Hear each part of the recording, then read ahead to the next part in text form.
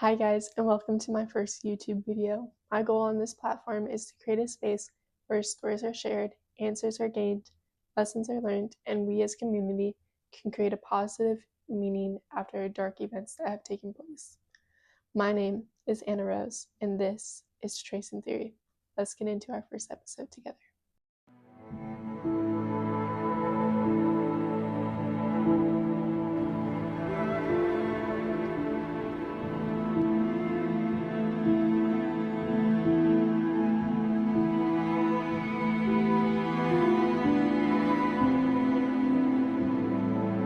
The case we are discussing today is ongoing, and the victims are still under the age of 18.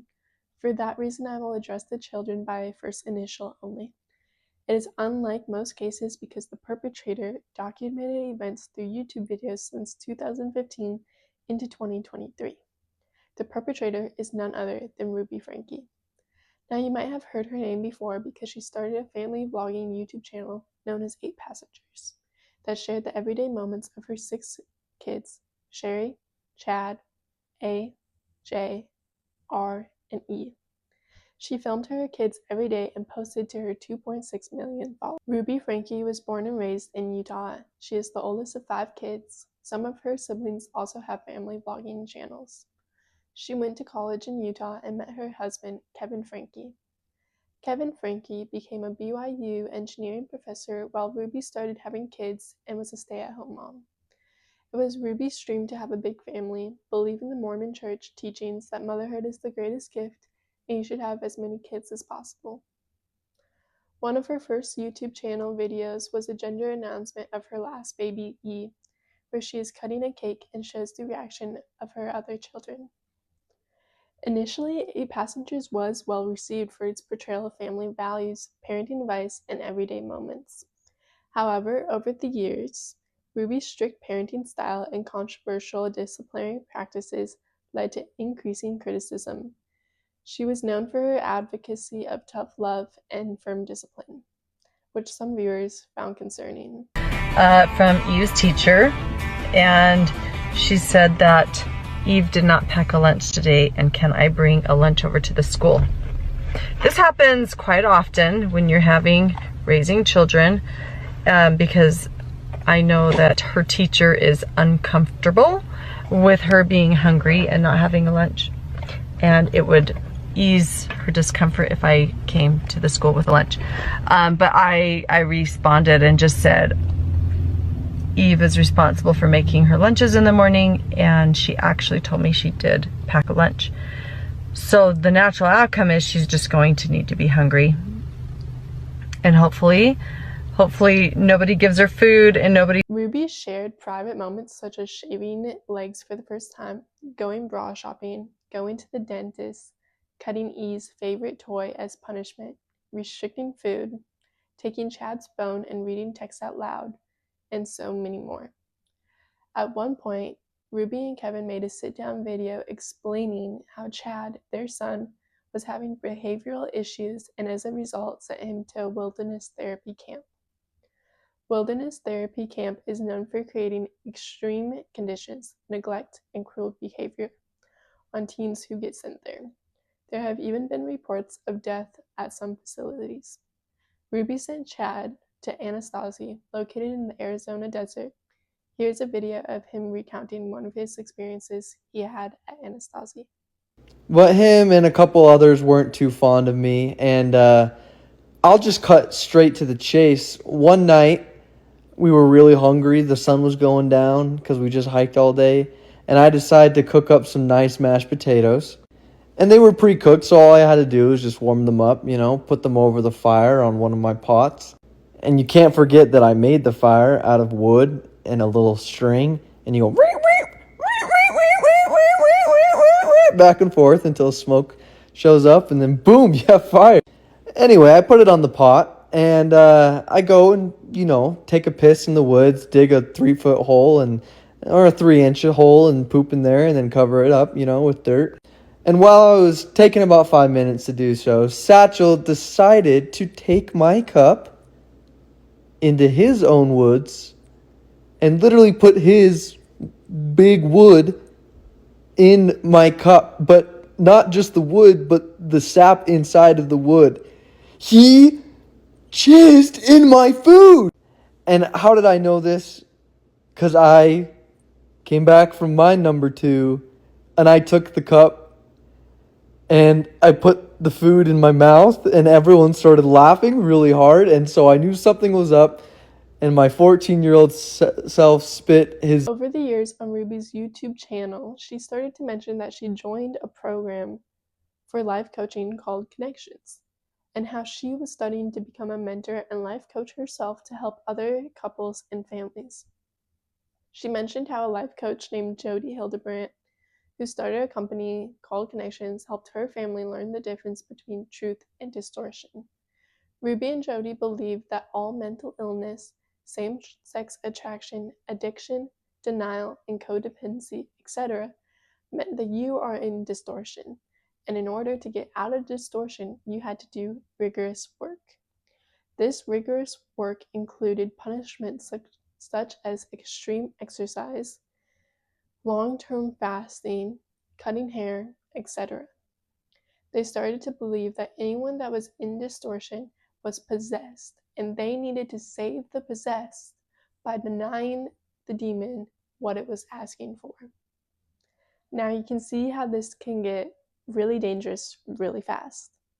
Just for a little bit more background on who Jody is, Jody Hildebrandt went to school to become a licensed therapist, but she got her license suspended for telling the Mormon Church private information about her client, and they decided to take his temple recommendation away from him. A temple recommendation is a big deal in the Mormon Church.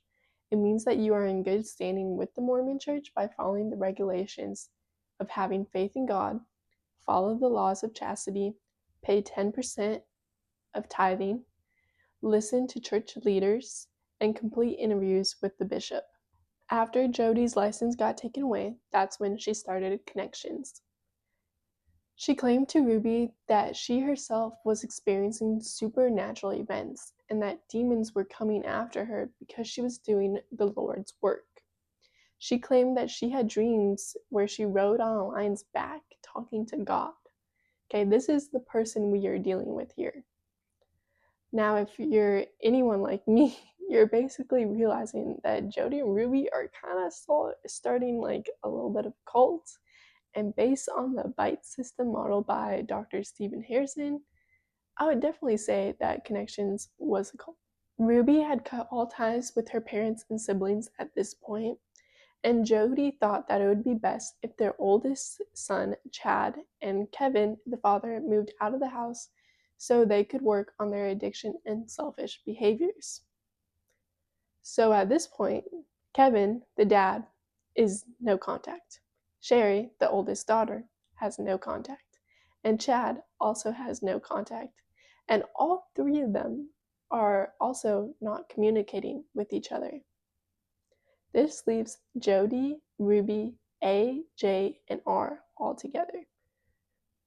Ruby has stopped posting family vlogs and only films sit-down videos about Connections' teachings.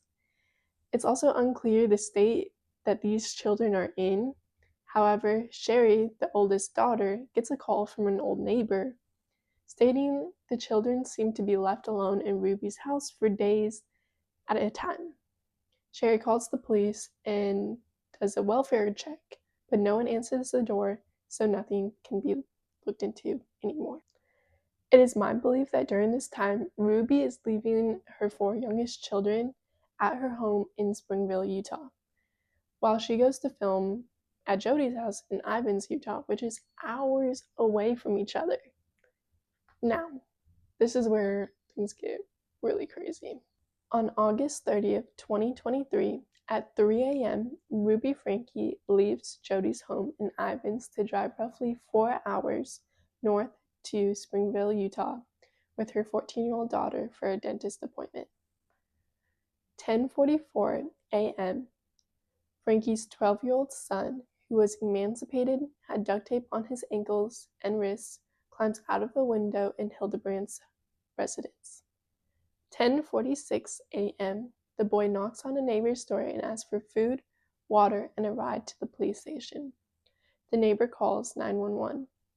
Police and an ambulance arrive at the neighbor's house. Well, what are they? Taking me to the nearest police station. Well, actually, just one's fine. What's going on, son? Have a seat there. It's personal business. Have a seat. What's your name? I just had a 12-year-old boy show up here at my front door asking for help. And he's said he just came from a neighbor's house.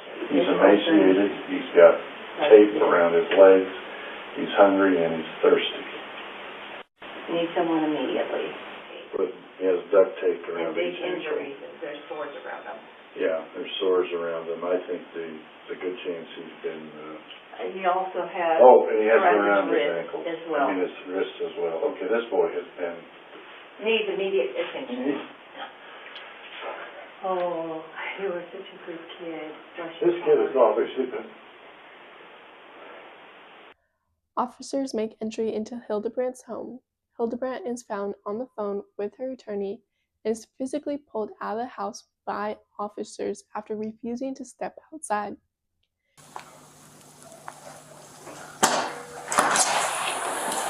Jody, I need you to step out. I have my turn. That's great. Step out of the house. No, I'm not gonna step out of the Step out of house. the house. Step out of the house. Whoa, whoa, whoa, whoa, whoa! We're just gonna see Whoa, if whoa, anybody whoa. else. Is there anybody else home? Wait a minute, how do you come to my house? Near noon, police locate Frankie's 9-year-old daughter hiding in a dark bathroom closet inside Hildebrandt's home. After noon, Ruby Franke is detained after returning to the Ivins residence, which she later describes as being surrounded by 20 cop cars, ambulances, and a fire truck. Evening. Both women are interviewed at the police department, where they decline to answer questions about legal counsel. They are subsequently handcuffed and transported to jail together at sunsets. The 911 phone call made by the neighbor shows just how distressing this whole situation truly is. You can hear him choking up and asking for immediate help, and clearly it's just a really sad situation. The wounds on the 12-year-old are graphic, so please fast forward if you have a weak stomach. In these photos, you can see R was restrained. His wounds, and the wounds are actually, they've been duct taped. They have cayenne pepper and duct tape to fill the wounds. Like, just painful. He was starved. It's just, all that added together, like, these kids were truly tortured. They didn't know that they were even in the same house together. They were split for months apart. Just insane. Your own sibling, you don't even know. And that's your mother. It's just insane to think about. It's also said that on the way to the police station, Jody and Ruby are together in the back seat of the cop car, and they are just praying and singing hymns and saying, like, God, you know we have your heart, like, all these things, just insane. They thought that this wasn't a big deal. And then once they actually get in for questioning, Ruby is dead silent and is very eerie, in my opinion. Take a look at this footage. October. We're just here to talk to you about kind of a few things involving your kids. So first, do you live down here or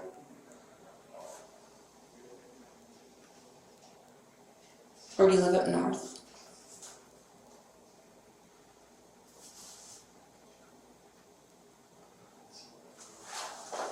Do you want to talk to me about where you live or how many kids you have?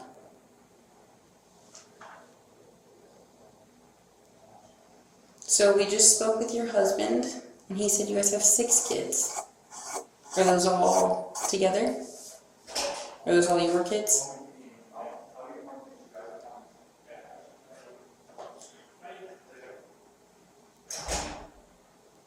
can wait all day.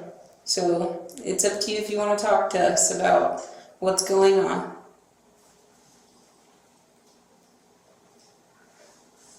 Would you feel more comfortable talking to one of us? Or do you want me to, I can step out if you want. Or if you feel more comfortable talking to him, I can step out. I'll wait till I have a lawyer. Okay. So you don't want to talk to us at all? On February 20, 2024, they had their hearings, and both women pled guilty to 4 counts of second-degree aggravated child abuse. As part of their plea deal, 2 additional counts were dropped for each. The sentence, the judge posed 4 consecutive prison terms of 1 to 15 years for each count. The 30-year cap. While the consecutive terms technically totals up to 60 years, Utah law caps the maximum time served for consecutive sentences at 30 years. Under Utah's legal system, the judge sets up a range, and the Utah State Board of Parole determines the actual release date. And if you would like, I can do a part 2 about their prison experience and what it's said to be like. I did want to add that Kevin Franke is no longer a BYU professor. The youngest of the 4 children wish to keep their life private and off the internet.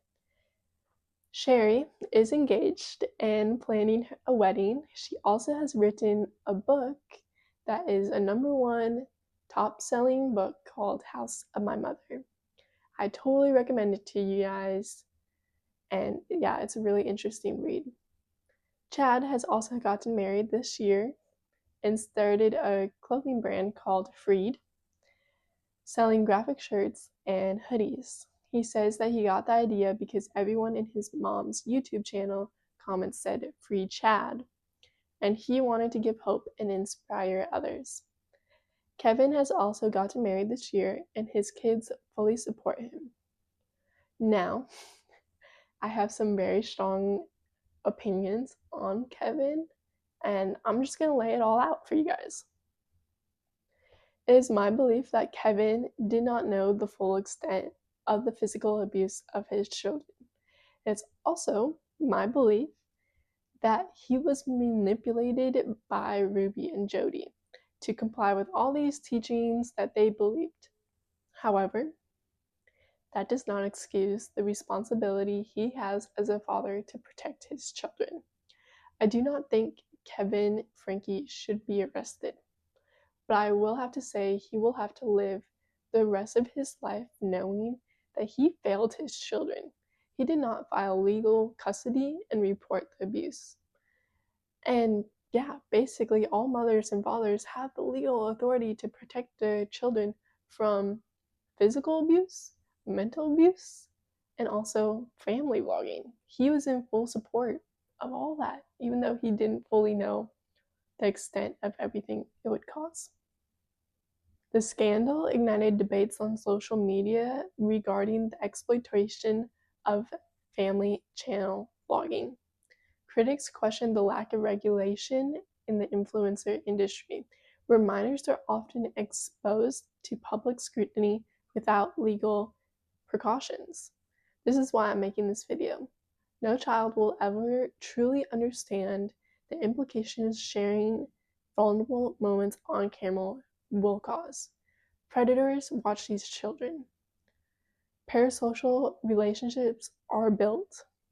Financial abuse and mental health consequences such as low self-esteem, anxiety, bullying at school, and difficulty establishing personal identity outside of their online persona. And then broader implications. This case really underscores critical issues, including the need for stronger child protection laws in social media and content creation. And then the psychological implication of family vlogging on minors. And then the ethical responsibility of influencers with larger audiences. And then my conclusion to wrap this whole story up, which is just, again, an insane story. The Ruby Franke scandal serves as a cautionary tale about the potential dangers of unchecked parental authority in the digital age. While family vlogging can offer positive content, it can also pose risks when privacy, consent, and child welfare are overlooked. Moving forward, increased awareness of legal protections are necessary to prevent similar cases of exploitation and child abuse. Thank you guys for watching my first episode. I can't wait to build a community with all you guys. Thank you so much. Love you.